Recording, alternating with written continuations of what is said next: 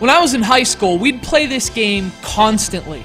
We'd head over to Marino's house after school for our Nintendo 64 nights, and when we needed a break from Bond, we'd throw in Mario Kart 64 and love every second of it. This game used to be awesome, I'm sure of it.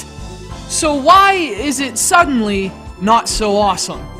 Released to the Nintendo 64 in 1996, Mario Kart 64 is a sequel to the original Super Mario Kart, as well as the game that solidified Mario Kart as one of Nintendo's top-tier franchises moving forward. Dropping its proverbial checkered flag just a few months after the 64's launch, it was an early staple for a console that would be defined by multiplayer classics. In 1997, this game was a revelation. In 2010, it's just upsetting.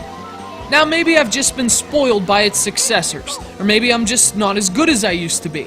Whatever the case, once you dust off the nostalgia and put Mario Kart 64 back into your 64 cartridge slot, prepare to have those fond memories jarred by a heavy dose of loose steering, wobbly drifting reality. Now, don't get me wrong, the tires aren't completely bald in Mario Kart 64. In fact, in many ways, the game was a very successful 3D translation of the Super Mario Kart concept. And although it did stray from the original for a few important tweaks, it's faithful to the original as well. There are 3 classes in Mario Kart 64, each increasing the speed and difficulty of the prior, just like the original. There are 8 characters to choose from, each with different attributes, just like the original. There are time trials, turtle shells, banana peels, just like the original. But what's important about this Mario Kart is where it goes off course. Mario Kart 64 also made some key changes, chief among them the benefits the 64 hardware affords the course design. From the steep terrain of Choco Mountain to the twisting spires of Bowser's Castle, the tracks in Mario Kart 64 are much more varied than those in the original.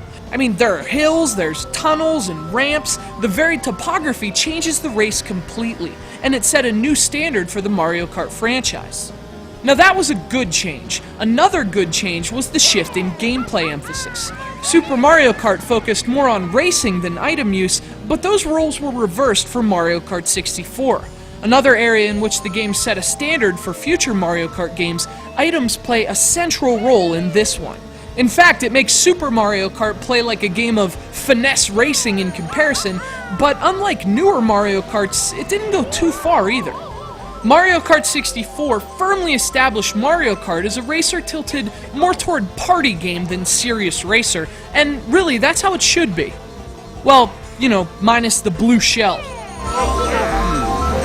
So obviously, Mario Kart 64 did a lot of things right. Frankly, it did more things right than it did wrong, and given how much it influenced the games that would follow it, it almost feels like this was the origin of the series in hindsight.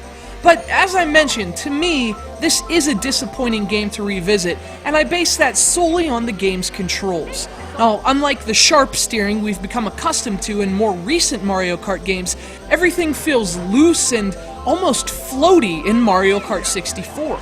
And honestly, I don't remember noticing this in 1997, so maybe I'm just a little rusty. But for me, the game's looseness totally ruined my trip down memory lane. In fact, it just made me want to play Double Dash instead. The Nintendo 64 carved itself a niche as the multiplayer console in the late 90s, and this game played a central role in developing that reputation. And although Mario Kart 64 still looks good on the surface, its engine is finally starting to sputter. Yeah.